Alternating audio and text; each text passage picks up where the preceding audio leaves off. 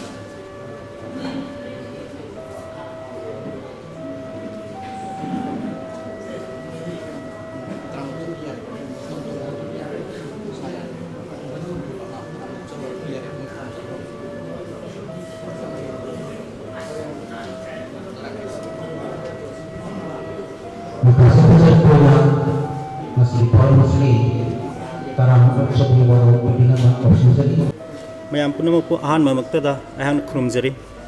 ngasi Oktober gi tarik tara ing sok lising ani kumathoi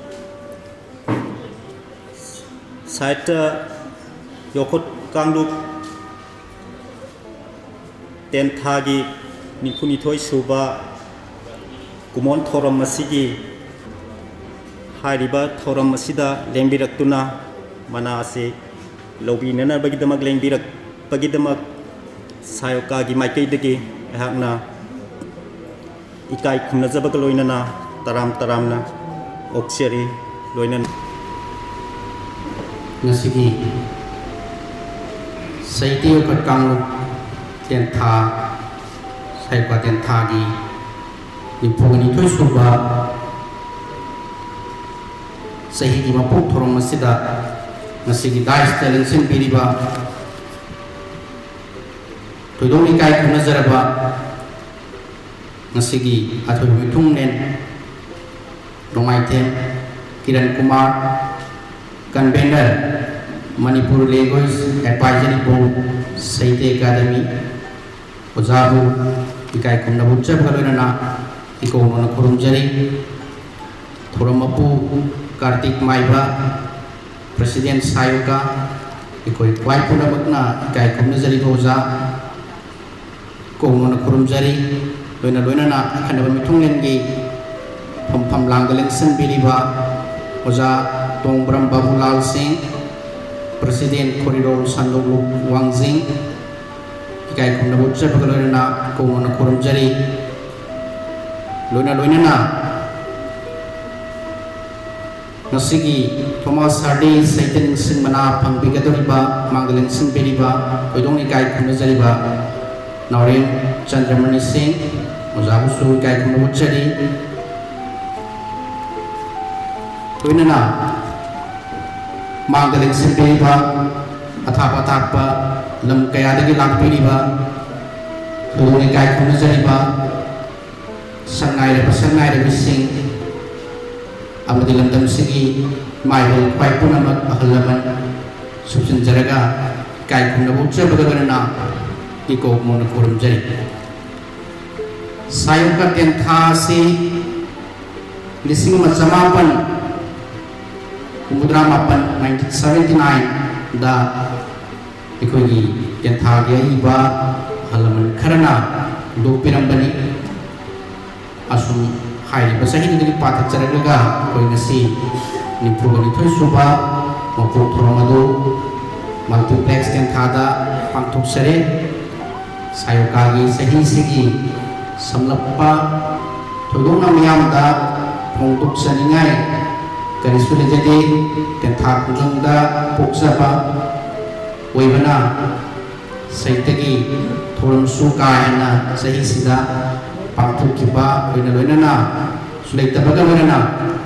Sayokagi Wari Kayadi Bagi Halaman Sindana Haritana Bagi program Sinda Pangtuk Pibana Aina Madugi Pangtuk Bagi Du Anzabu Thamjadre Masigidamata Ngakpigani Loina Masigi Thomas Hardy Saitin Singh Mana Asi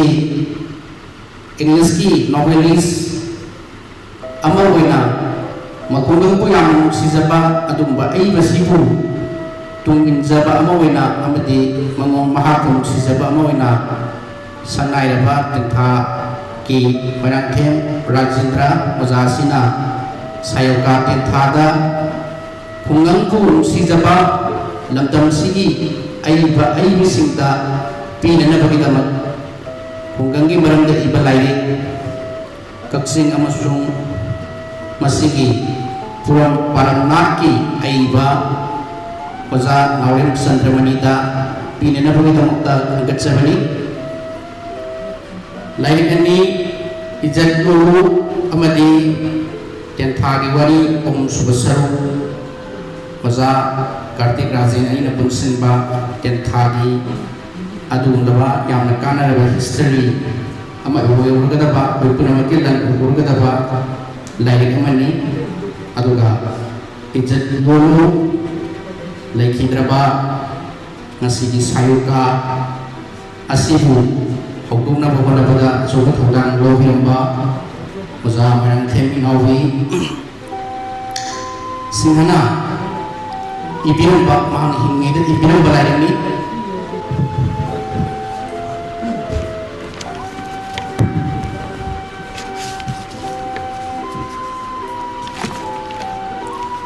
Punnabapu Amanakadai Kumuna Kurunjari Marirak Suba Thomas Hardy Nixinwana Lisingani Kumuna Thagi Khalaba Ming Nauren Chandramani Singh Laifam Kakching Khungai Laikai Hainobam Paring Pokpasayi Tarik Ama Tha Ama Sogisimana Samapan Yankayamato Apokpa Nauren Tampazao Singh Apokpi Nauren Ongdi Sabiraya Devi Mahigi Tha Graduate BA Sinpham Oza Samasta Loba Thaudang Khara Inatki Oiba Thabak Thauramsi Lisingani Manga Ingnagi Sinduna Manipur Nat Amasu Itiya Yokhat Kanglok Sayoga Tentha Thobal District Manipur Thomas Hardy Saitya Lising Mana Lisingani Kungamathoi Nauren Chandramani Singha Sanai Reba English novelist Thomas Hardy na Makungang Nungsi Kibagung Nauren Chandramani Singha Pungnapam Lamlen Kakching Kunyai Laikai Hainopam Parengda Taipam Khongda Kiba Aiba Asisu Makungang Nungsi Jaba Ama Oina Kakching Amasung Masigi Puram Paramnath Haina Minthonba Lairik Asi Ibagidamag Saitya Yokhat Kanglo Sayoka Tenthana October ni Tarik Tara Kumza Lisingni Kungamathoi da Pangthok Sari Baluk Asigi निथोरक सूब मपोक theorem असिदा Thomas Hardy साहित्य निसिंग मना लिसिंगनी कुनगमाथोय इंग असि इकाई खुनजबगा लोइनना लाथोकचरी Maibam प्रेमोजित नोंगिन secretary सयोका Kartik माइबा president सयोका पुनमपु अमकन खुनजब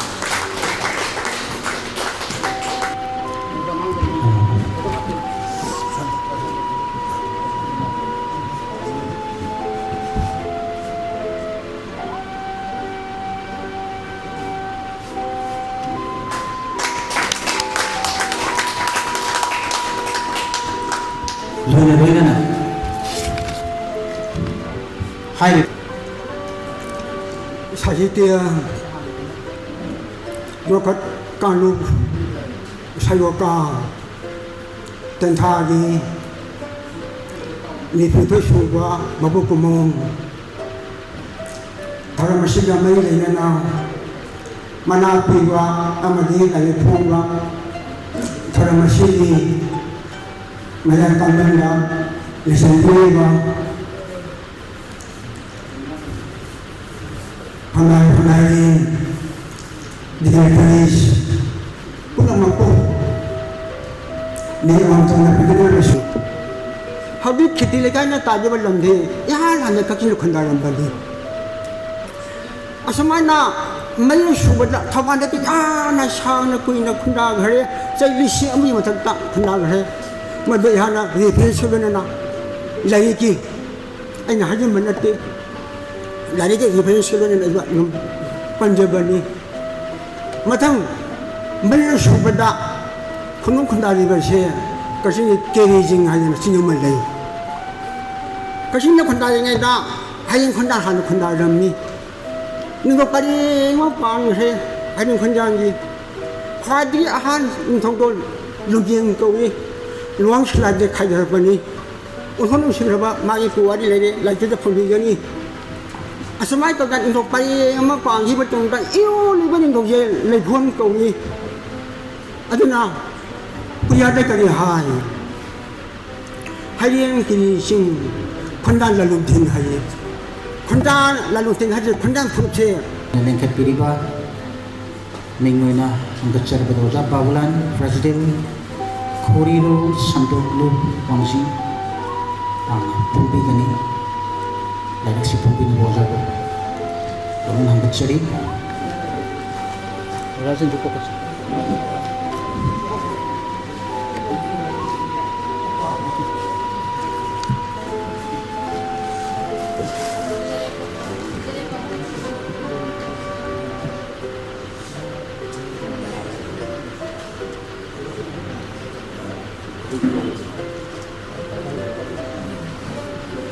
Nasi yai parba Oktober ge tarik tara sogli singani ga kunma thoida oja raje namasung oja kartik mai bana khomjin biba tentha gi wari haiba ahum suba sarukta puthok birba lai ase miyam da masi pabi na basung naina bina baidongta nasi phongdok chari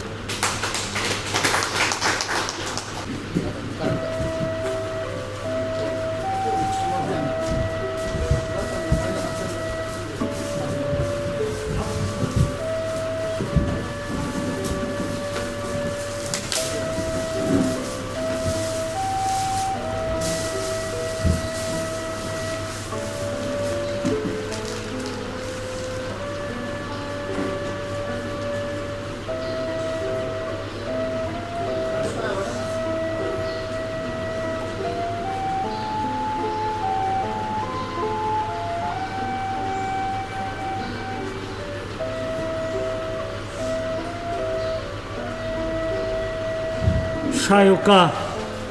Sahitya Yokat Kanglup Tenta Lubasigi Nipuni Toy Suba Shahigi Mapok Thoramsiga Loinena Sayokana Itarubada Sadigi Pireminogi Yamatambi Wari Tai Puning Sukimatul Nungsi Mahana Iramba Lyric Sibu Kumjil Laga Fongdok liba Sayokana Khudol Tamiba Ijat Yolu Haiba wari macha sing punsin balari ase si thoram mapu oja Kartik Maiba Tomram Babulal President Khorirol Santoglu akanaba mitungun lengsin biriba aduga masigi Thomas Hardy ki awardee biriba oja Chandramani akoina punna lebang miyang mafamda do tamje masigi kuna phone ki ba anis balai ijat jolu haibasi kugi oina leran padiki Sri Marantham Nawisin mana koi puna mathadu tun sakra matunda lari oina na phone na bagida ma onar tara achomba thogam thogai lu pa kai khna jar Sri Marantham Roshan Singh Vice President Sayoka hariba lari ijat jolu haibasi apung buwaron thambin bagida Kami tuklen oina lengsin biriba Nomai Teng Kiran Kumar, Convener Manipur Language Advisory Board, New Delhi, Site Academy, Delhi. Thoram mapu oina lengsin biriba Koipunamaki Oja Kartik, President Sayoka. Loinana Kanaba Mitunglengi Fampam Lada lengsin biriba Kaikum Najaraba Oja Tomram Babulal Singh, President Khorirol Santoglu Wangjing ahumbu ahana maktada ikai khumnagolun nanuluk seri iramba izat yolu haibulai ase aikoi tapna ingonda yamba silai gitarba matungda ingonda aikoi yamba Morangthem Devadas Singh hana sinarapani lairik ase yam phajana iramme yam mawong tana asengba khoigi sapa nambadawna koi ozagi phajaraga khuida loina cover kari loina design tawraga print tawde haiba khaktana lerame masidi ka Sayoka gi mapok numit celebrate tawga loina lai khidraba ai ginaw pana iramba ma khuidar thanamba lai kamakha Anawa Thawai Hapaga Santali Laikonda Laisat Tamhan Bigani Haidana Sauna Taurang Tauduna Taurang Lobirakpa Sayoka Adugumba Laikadu Home Nabagi Tanja Amaga Unsalava Pangsalasigi Atweva Mitinglen Tunglen Biriba Zakiran Kumar Ikai Kanobu Cherry ngasi ki function sibu preside to biriba Sayoka gi su president of biriba oja Kartik Maiba ikai khumno chari ai ho khud pai lo kambirak pa oja Babulan ai baki ka chari ba nupi macha kana gumbi leiragadi mayum pansal sira ai pasi doctor gi suggestion ne oi ba phibam duda kanano mahakidamakta afaba mawama afaba nupiyama karaidano thirugadabasse achuba problem amane adubu lai seleitavadi natte lei aigi sanaga thedi yumsida matam sangna mahak leirami angang tuition lorami angang larik takpasi magidi asaisu tinarakpa hobumnarakpa singna Tambiram baduni angang larik takpase kanagumba oja singna tutor singna pung asuktaina asupau haiba ama he thame ai classmate waina hobinarakpa Sergio Marangthem Inaudi Singhoni Machi Masagi Laina Mana Maram Moiraga Tayong Palestine ekoi ga nong sen kaina kiba adugumba saite yokat kanglup haiba asigi ahanba hogok minarakpa member taret ki manungda machu taret ki chumthang atia haiba kanu su magi wari acha yauri मा मफम तामद्रे अदुबु तेंधारे इरमने खाली चनबिगी संबल इनमबगी bore हाइबसिंग असि कोई मफम थारमद्रे अदु मसी आई तेंधारे इरमबनी न लवी अदु इसेल लेलबंदाय इसे सुनी लेखरे इसे सिमसु मफम थाबिरमद्रे मसी जोय तेंधारे इबने लौजै अदुगा जनवरी 35 आईटी है न थाबा अमखतंग लई नामी अमगी पुंसीदा है असी मना पीबम सुंग लाइक फुंगबा सायोकागी थोरमसिदा मयाई तांबल लेंसिन बिरिबा इकाई नजरिबा एकोई डिग्नेटरी सिंह लोइनना आईगी मांगदा लेबिरिबा एकोई साहित्यकार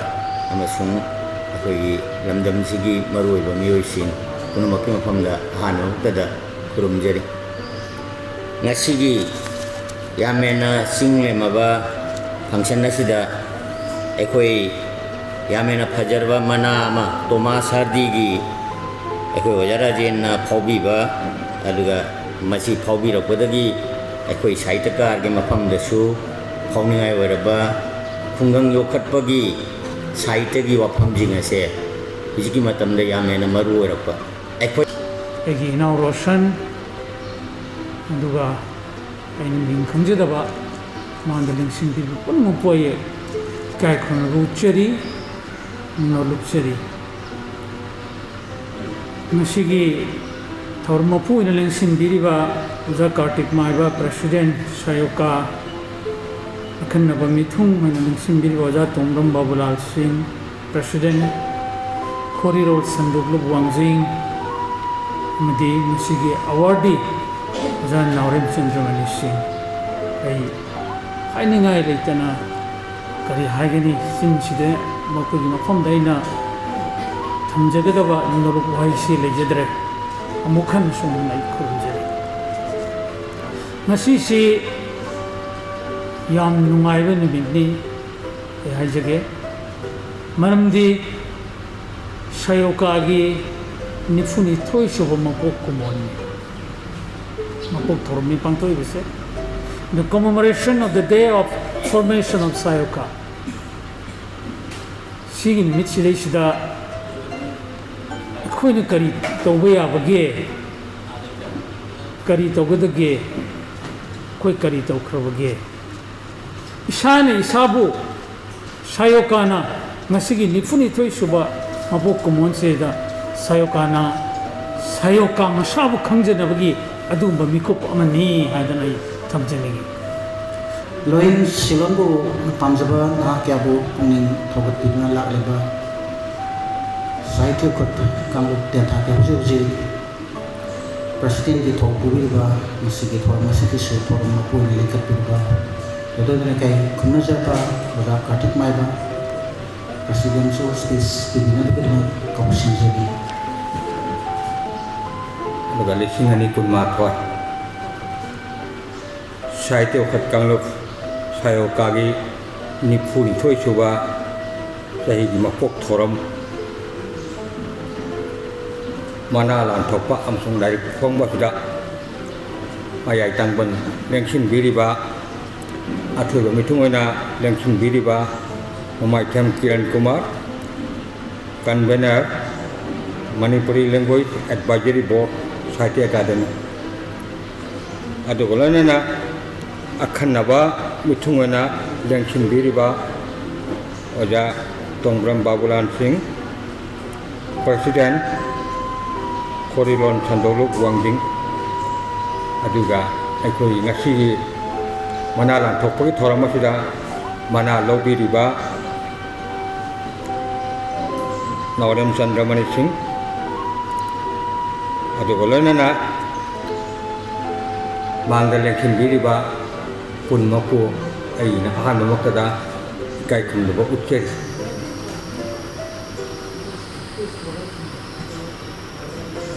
ai yam sana sungam jaroi adugu ai presidential speech na ai tawdaba yadaba thau khardan ai wahi mangataradan ai thamjage ngasi asigumba numit sahi ni phuni thoi chuna layaba साहित्य अखोट कांगरपसिदा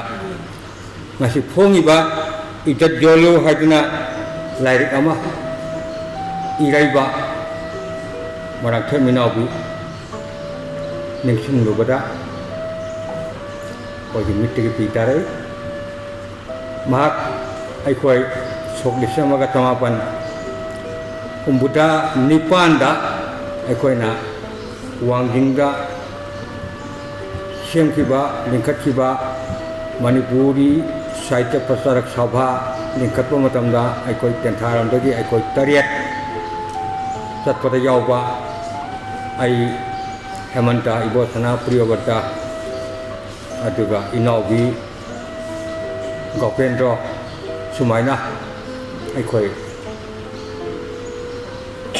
तरियत सिदा यावमुनरंबा अदुगा लोनना